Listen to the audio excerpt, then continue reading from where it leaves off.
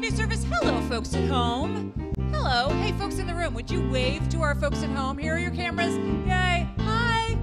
We love you. I really want to see you sometime soon. If you feel safe coming in, please do. If you're here in person, thank you for coming. It was a rainy morning. I know a lot of you walked through the rain. Thank you very much for doing so. Would you stand as you are able? And we're going to sing this blessing song. It goes like this. This is the day. This is the day. This is the brand new day my Lord has made, and I call it good. I call it good. 'Cause if the Lord has made it, I call it good, and so it is. Let's try singing that. This is the day. This is the day. Yeah. This is the day. This is the brand new day my Lord has made, and I call it good. I call it good. 'Cause if the Lord has made it, I call it good, and so it is. Let's clap. Here we go. This is the day. Oh, this is the day. This day. This is the day. Yeah. This is the brand new day my Lord has made, and I call it good. What are you calling it right now? I call it good.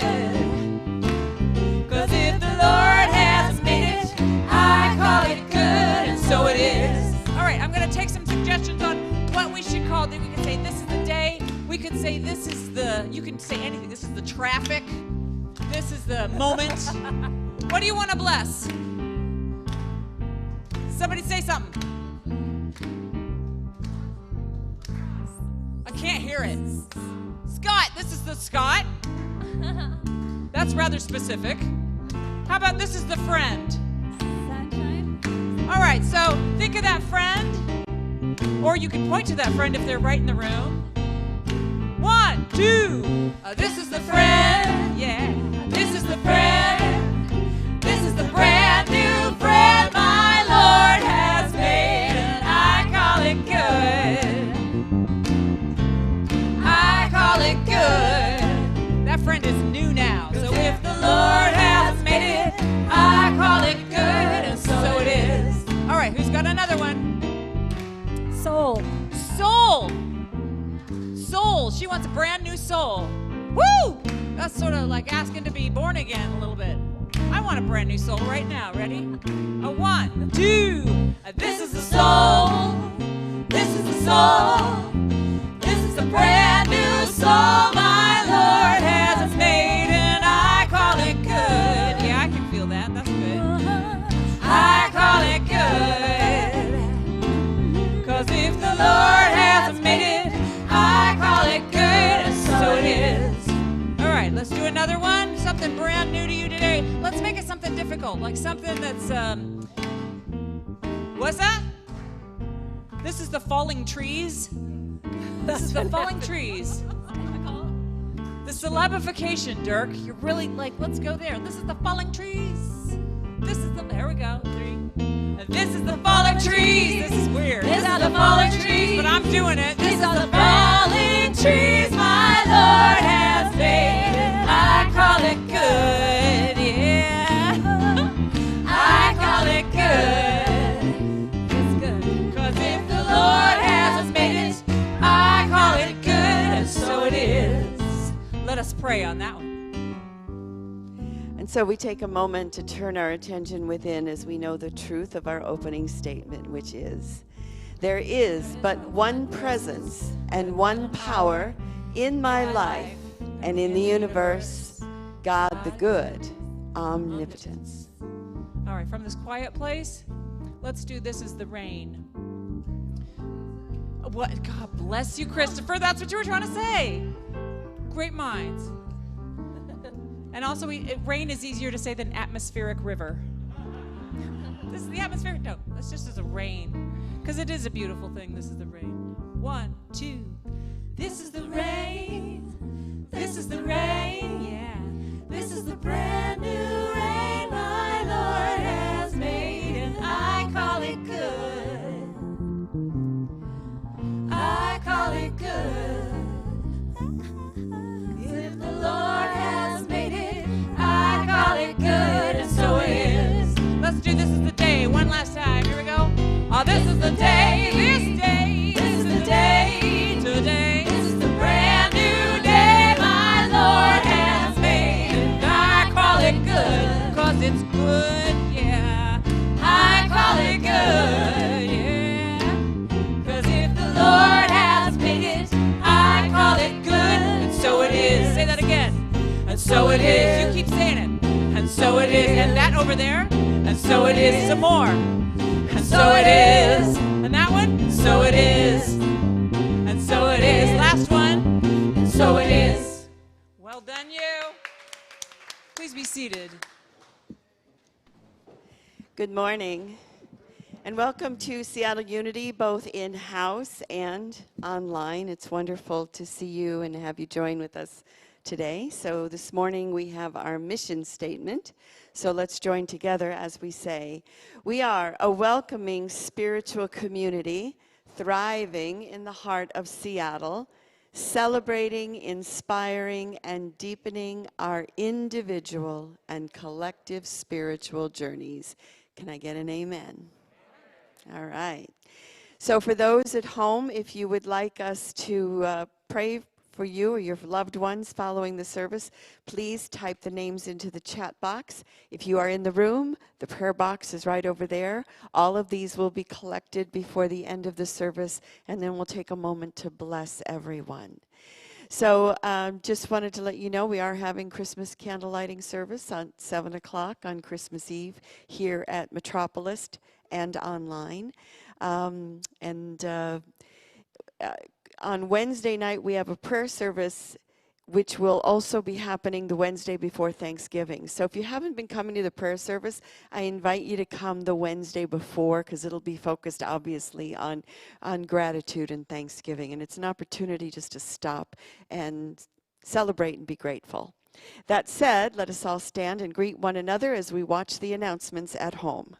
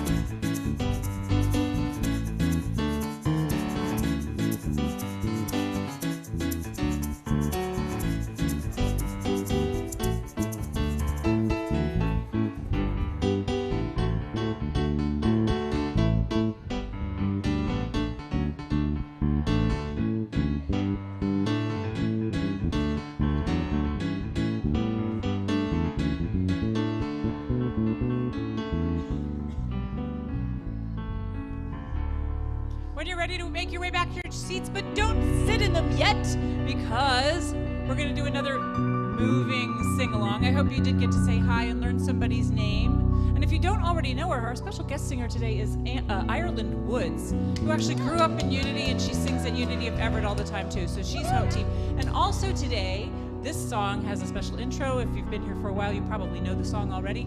Sienna and Sally are going to sing the intro, and they are congregants, and they are you, and they are awesome. So please give a listen. Are you ready?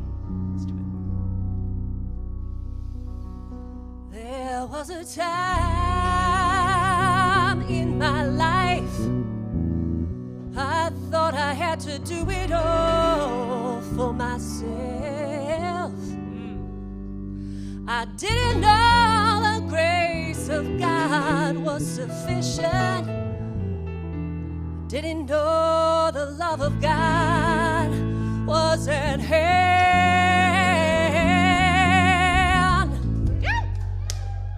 But now I can say, if you are discouraged, struggling just to make it through another day, you got to let it go. Just let it go. And this is what you have to say: I release and I let go. I let the Spirit run my life, and my heart is open wide. Yes, I'm only here for God. No more struggle, no more strife. With my faith I see the light. I am free in the Spirit. Yes, I'm only here for God. I release and I let go.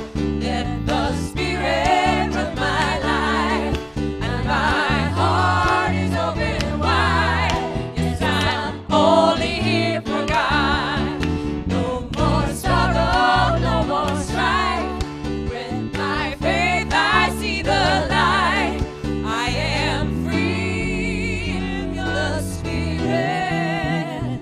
Yes, I'm only here for God.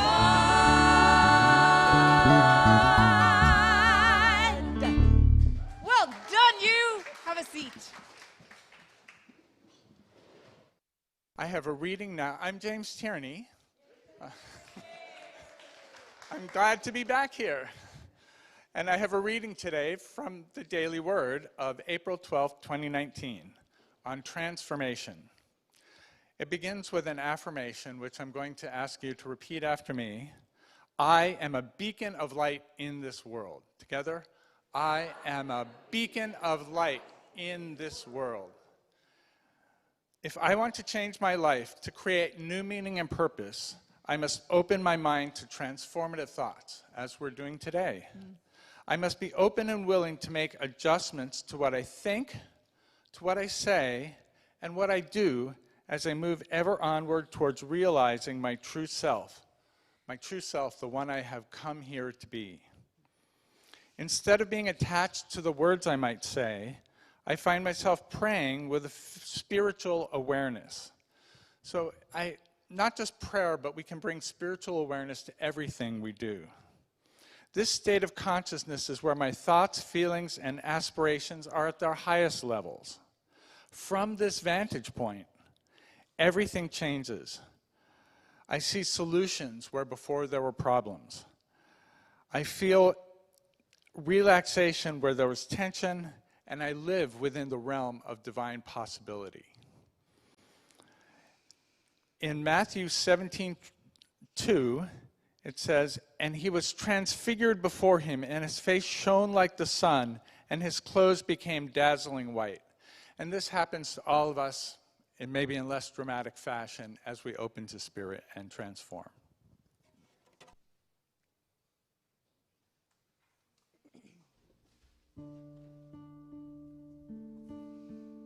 We're coming into a 3-minute silent meditation. I encourage you to set aside any distractions and become comfortable where you're seated.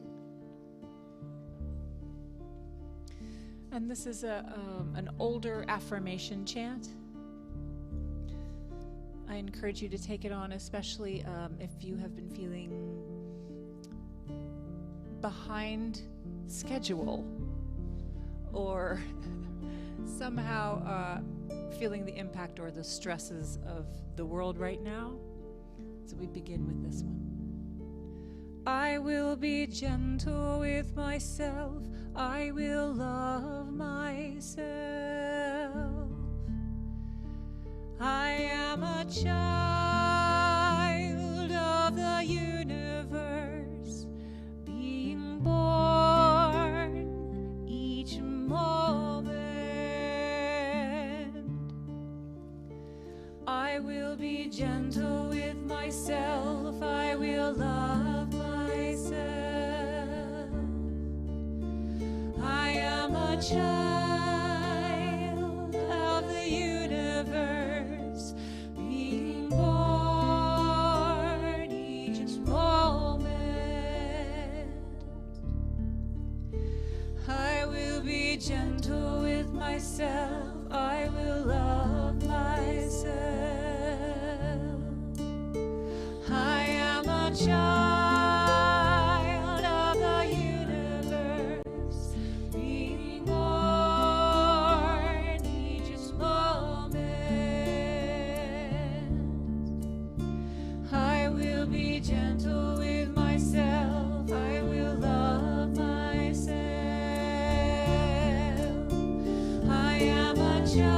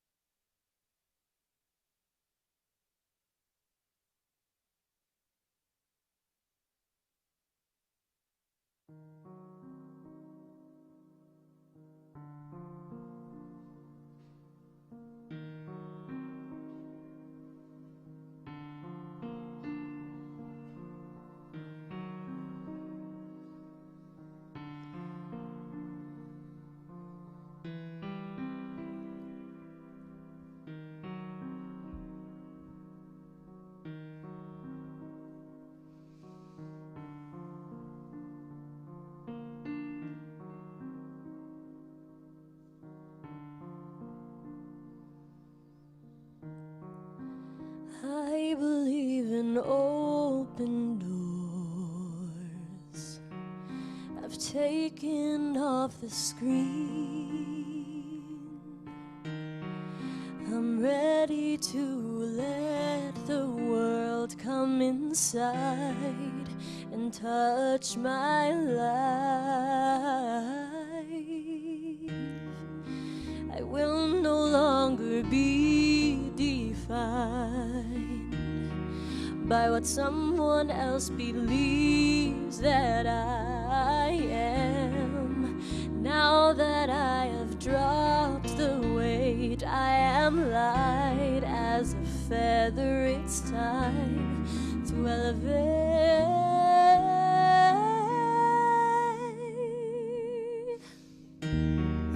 Sober rise, lift your eyes, spread your wings, prepare to fly. This is the moment of your life. Go ahead and fly. I believe in open doors. I'm outside of the box. What did not demolish me simply polished me. Now the clearer I can see, I know where I wanna go. I am living in the flow. Now that I have dropped the weight, I am light as a feather. It's time to elevate.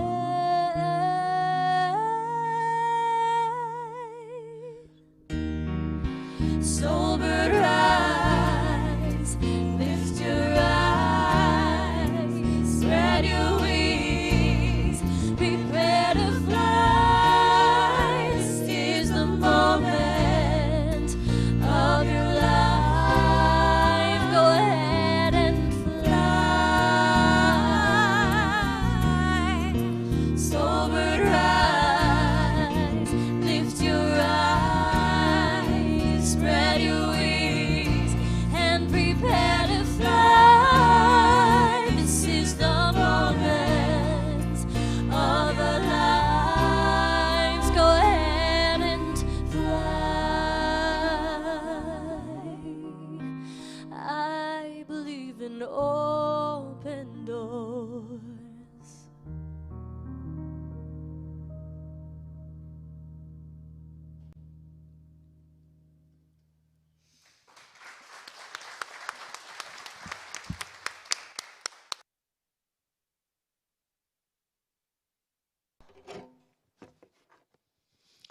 Let's hear it again for Ireland Woods.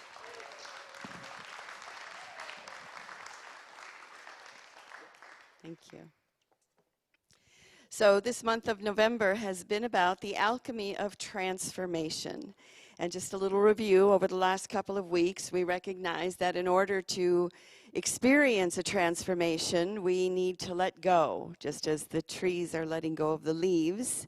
We need to accept what is so that we can change what is.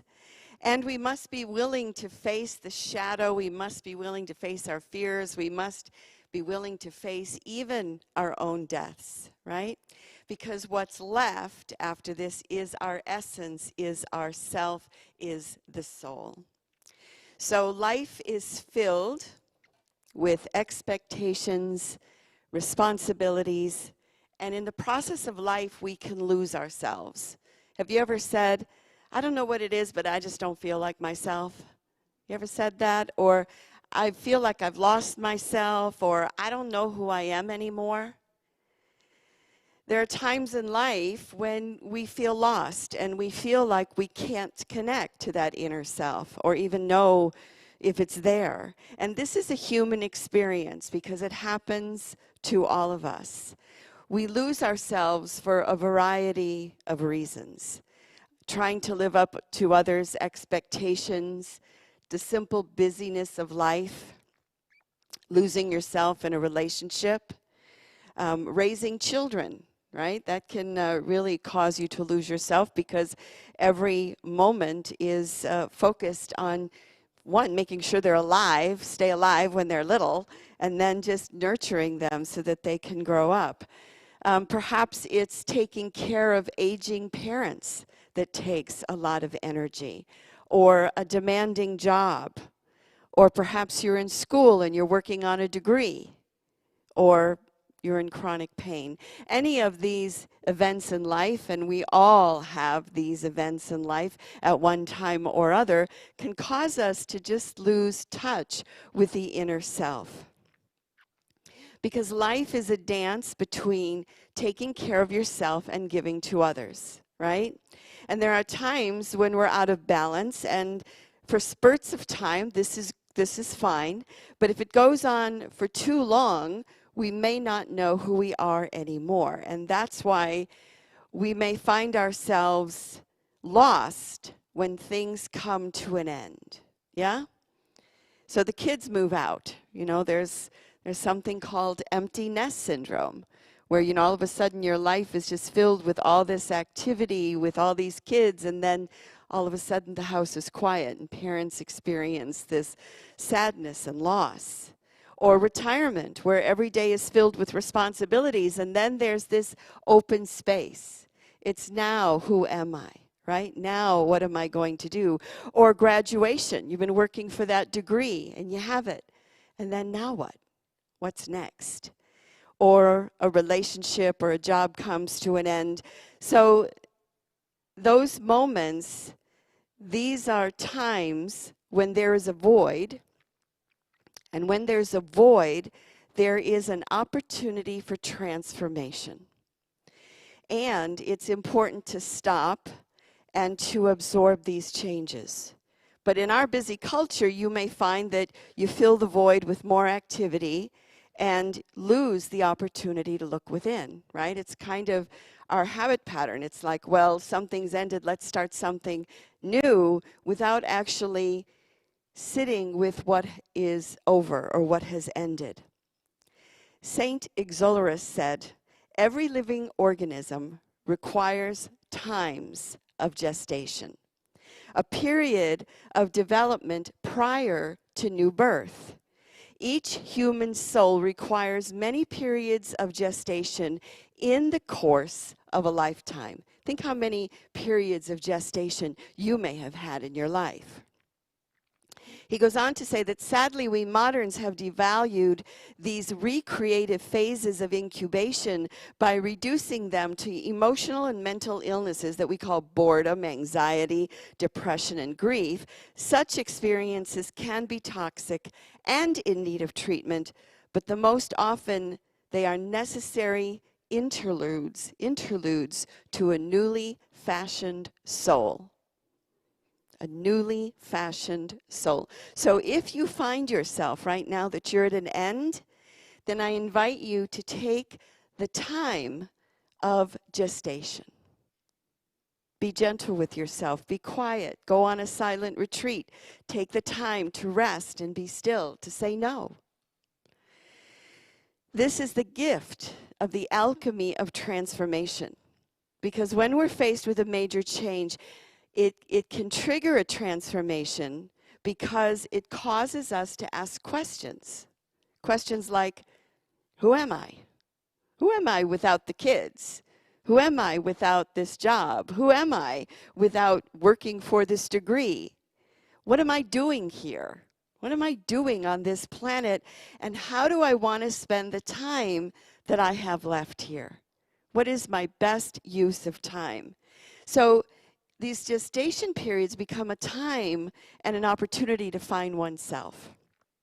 And it's an opportunity, once we find that inner self again and touch that inner soul, to align the inner self with the outer world, right? As within, so without. As above, so below.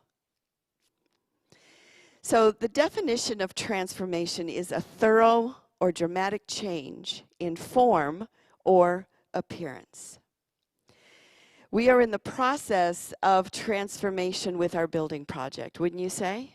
that we are on a thorough and dramatic change in form and appearance, right? And our community years ago looked at how the neighborhood in South Lake Union was changing, and we asked the question, how do we fit into this new neighborhood? How do we adapt and how do we change? And so we have taken down the old building, built in 1959, and we're transforming it into something that suits our current needs and the needs of future generations. So we no longer needed a sanctuary that sat 600, right? Because when it was built in 1959, it was the only New Thought spiritual center in town. And now we have one on every corner, don't we? We have unity churches all over. We have centers for spiritual living. We have yoga centers. We have Buddhist centers. And yet, Seattle Unity, which was called Unity Church of Truth back then, was one of the first to be here in the Northwest, to bring this idea that God is good, that God is omnipresent, omnipotent, and omniscient, that the Spirit of God is in all beings, and that is good. And our thoughts create our reality. So one of the things that came out of our questioning with our community as we were about to make these changes was, what is it that we value? And one of the words that kept coming up was nature, that we value nature. And so this new building gives us an opportunity to celebrate Denny Park and those beautiful trees. I told you last week that I was there a couple weeks ago and just was astounded by how the park, how those trees were just brought right into the building. And what a blessing that is to us, what a blessing it is to everyone who steps foot into this beautiful space. And in a sense, we are in a gestation period being here at Metropolis while the building is being built, right? So we're in that gestation period. And the truth is, with COVID, we have all been in a forced gestation period, haven't we? Just to some degree, some of us are busier than others, but there's this general feeling of withdrawal that's happening. Anthony Robinson wrote an article called The Great Resignation, and I want to share with you a portion of that article. He said, in the first 7 months of 2021, more than 25 million people have quit their jobs. I'm assuming he's talking about the U.S. alone. They concluded during this time of flux and duress, saying, I don't want this lifestyle as it is. I want to change it, and they are. The pandemic, said one employee, accelerated or accentuated all the feelings that I had about work and life balance. And when pushed yet again to get on Zoom for an impromptu meeting and then getting hassled by his employer because his kids were in the background, he said, I'm done. So we've been asking, what would be the effects of the pandemic? And now we're getting some answers.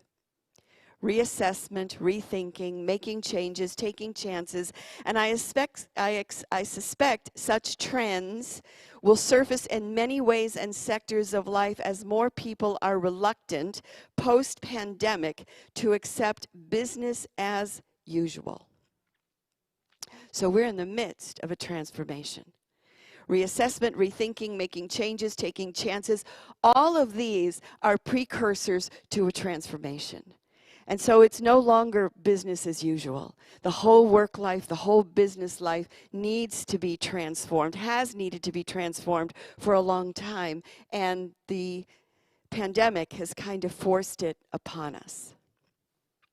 So as a society, I believe that we are in the middle of a great transformation.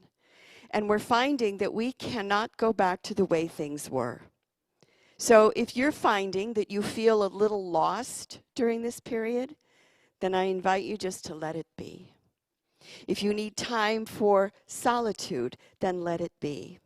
And if you're feeling like you're not quite ready to get back out into the world as you had before, let it be. Because the time of gestation and transformation is needed for the soul. And we are being called to return to our essence and to what matters most. Now, in any good story, in any good novel, in any good movie that we see, we know that the main character, the protagonist, must have a transformation. Otherwise, it would be a real boring movie, wouldn't it? And you know, we could have real boring lives if we never transformed, if we never changed, if we just went on like it always has been. So think of some of the stories that you know. I mean, the biggest one that's coming up, or the one most known, is The Christmas Carol, right? With Scrooge, where he was this miserly, mean old man, and at the end of the book and the movie, he's transformed into this generous, happy spirit. In Star Wars, Luke Skywalker was just a boy, kind of like a farmer, and he transformed into a Jedi Knight. Pleasantville is one of my favorite movies, and it starts out in black and white, and as every character starts to transform, they turn color, don't they? All of a sudden, they're in color, which is kind of like what a transformation is. Like all of a sudden, you see colors that you didn't see before. You see life in a new way that you didn't see before. So think about your favorite, or maybe a novel that you're reading right now, or the last one that you read. How has the protagonist transformed? And what's your favorite movie? How has the main character transformed? It makes for a good story, and it makes for a good life. Jocelyn Chase, who is a writing teacher, said that's because the human experience is all about change. And each of us is a work in progress, growing, changing our perceptions and how we think, and shaping our character. So when I think biblically, I like to look through the Bible every once in a while and go, okay, so who transformed? A number of the characters in the Bible transformed, but Saul was probably the one who transformed the most, because he was prosecuting Christians, and it was his life's purpose, and he was a zealot, right? In Acts 9, he says, but Saul was still breathing threats and murder against the disciples of the Lord. So threats and murder. And he went to the high priest and asked him for letters to the synagogues at Damascus, so that if he found any belonging to the way, men or women, he might bring them bound to Jerusalem. So Saul was like a bounty hunter. He was a bounty hunter for the early Christians. Now, as he went on his way, he approached Damascus, and suddenly a light from heaven shone around him. And falling to the ground, he heard a voice saying to him, Saul, Saul, why are you persecuting me? And he said, who are you, Lord? And he said, I'm Jesus, whom you are persecuting, but rise, enter the city, and you will be told what you are to do. And the men who were traveling with him stood speechless, hearing the voice, but they didn't see anybody. So Saul rose from the ground, and although his eyes were opened, he saw nothing. And so they led him by the hand and brought him into Damascus, and for 3 days he was without sight, and he neither ate and drank. So he had this lightning bolt kind of experience, which we too have in our lives, right? Sometimes the birth of a child can be like that, or the death of someone we love can be like that. And Saul has a striking experience of transformation. And he has his period of transformation or gestation by being blind, by not being able to eat, right? By not drinking anything. So he has this period of gestation after this great experience. And after this, his name is changed. He is no longer Saul. He is now Paul. And so the name change, biblically, always represents that there's a change in consciousness. There's something that has happened. There's something that has changed. And of course, we too have transformations. So what are some of those that have been in your life? Have you ever had a sudden one that's just like boom, like that light? So Paul went from prosecuting Christians to being responsible for spreading Christianity. So just as zealous as he was about grabbing them and murdering them, he then became just as zealous about saving everybody and converting everybody to Christianity. And it still continues to this day. So he had that shift, he had that change. But what major changes have you made in your life that have aligned your inner world with the outer? Did you change your job? Did you change your relationship? Did you have to move to a new place so that it aligned more with who you are? So again, transformation and change is a part of life. And the ultimate transformation, obviously, is death, which we touched on a couple of weeks ago. And so I was looking at near-death experience stories, right? Or what are the commonalities of NDEs is what they're called. And they said that what they found from most people who have had a near-death experience is that they returned more loving, like they were just more open and loving. And they recognize that they have an immortal soul. They lose their fear of death. They have heightened intuition. They're just more fluid, right? And open to different ideas. I don't know what that buzzing sound is, but there's a little buzzing. Oh, it's an alarm outside. It's time to wake up, everybody. Time to change. The alarm is going off. It's buzzing in the back of our heads. A nurse who worked for hospice said that many times when people are about to make their transition, they'll see an angel in the corner or a loved one standing there just before they pass over. And she said in the beginning, she would just write it off as, they're having a hallucination or something's going on. But now she says she's been through it enough that she knows that it's a real experience. So there's so many mysteries in life. There's so many changes, and life is change. And again, we're in the midst of a great transformation. So don't just think you're being lazy, or maybe you're depressed, or maybe you don't want to go out.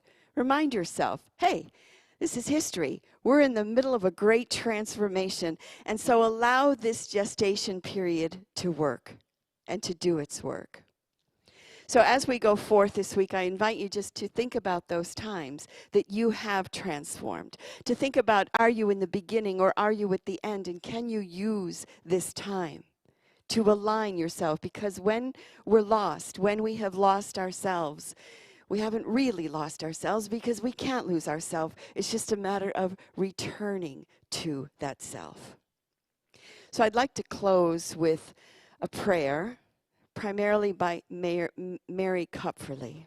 So I invite you just to turn your attention within as we recognize and affirm that may we be in harmony with life, and may we be in tune with change. Because the Spirit of God is within you. The Spirit of God is your real self. And it's greater than any worldly change, greater than any outer change. For we are spiritual beings, continually becoming more and more aware of our innate divinity, becoming more and more aware of our wholeness, our creativity. For I am in harmony with life and in tune with change. I am in harmony with life and in tune with change. Would you affirm that? I am in harmony with life and in tune with change. And again, I am in harmony with life and in tune with change. Because we are in the flow of orderly, evolving good. And good will come in small and large degrees. It will come as we are quiet and as we go about doing what needs to be done, as we are in harmony with life and in tune with change. And it is for this awareness and in the name and through the power of the living Spirit of truth that we say, thank you and amen.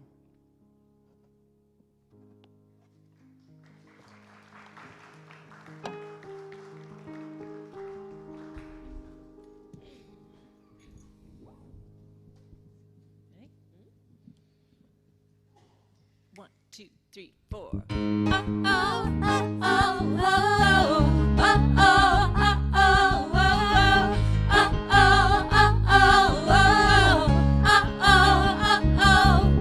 Changing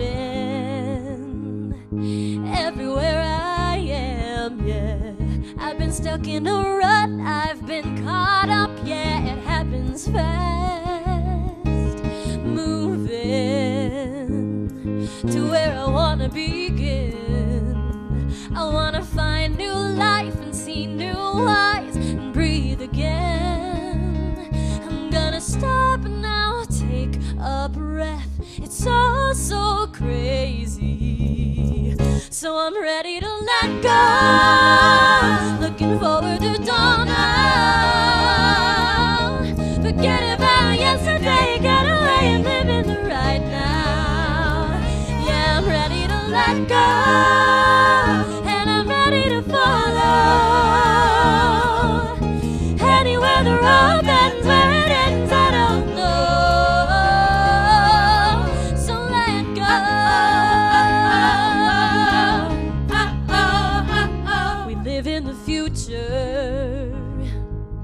Oh, we got our regrets, yeah. 'Cause we don't live in, no, we don't get into the present tense. It's hectic in my mind, gonna leave it behind. Oh, I'm ready to let go. Looking forward to dawn now. Forget about yesterday, get away and live in the right now. And I'm ready to follow. Anywhere the road bends, where it ends, I don't know. Don't wanna overthink it, don't wanna worry too much. Gonna live this life and not too sad. I'm gonna let go.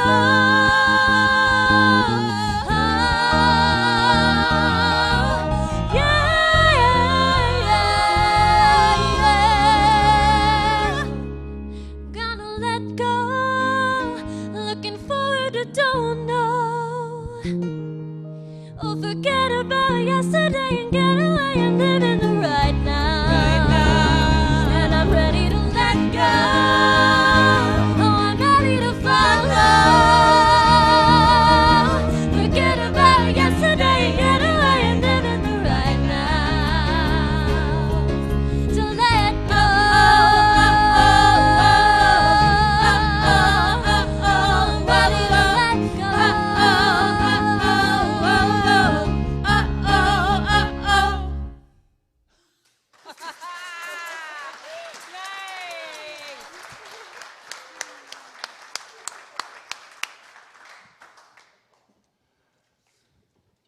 Incredible.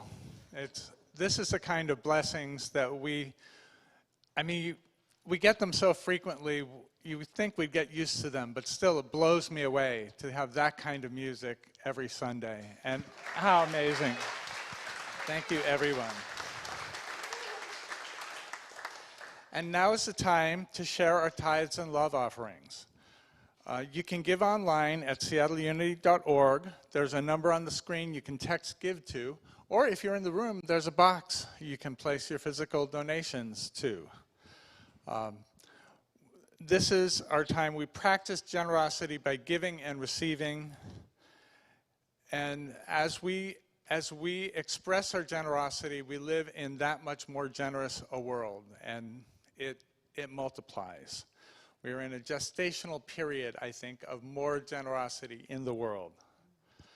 So let's say this together, our offering prayer. I give willingly, joyfully, and lovingly, knowing that God is the constant source of my supply. I give with graciousness and receive with gratitude. And we are so grateful for this knowledge and this practice.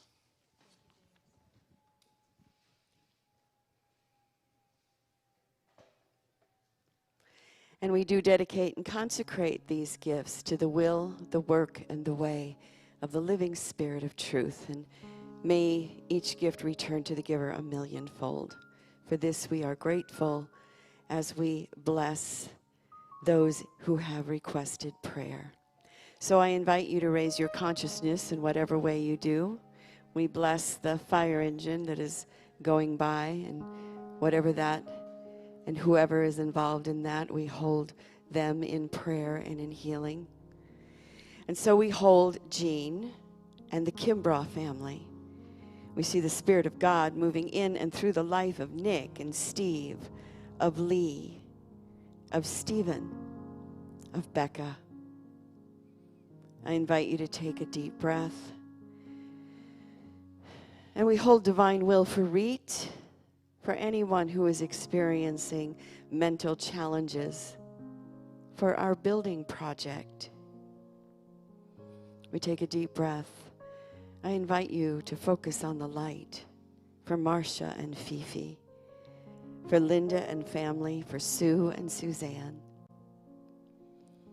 We bless Anne and Louise, Mary and Larry.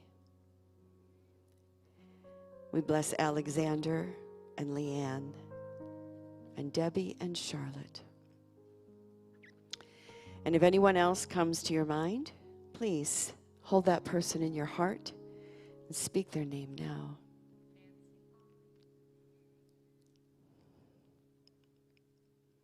And we know that Spirit knows who each person is and what is needed, and so we affirm divine alignment moving in and through their lives right now as we affirm our prayer for protection. The light of God surrounds us. I am light. The love of God enfolds us. I am love. The power of God protects us. I am power.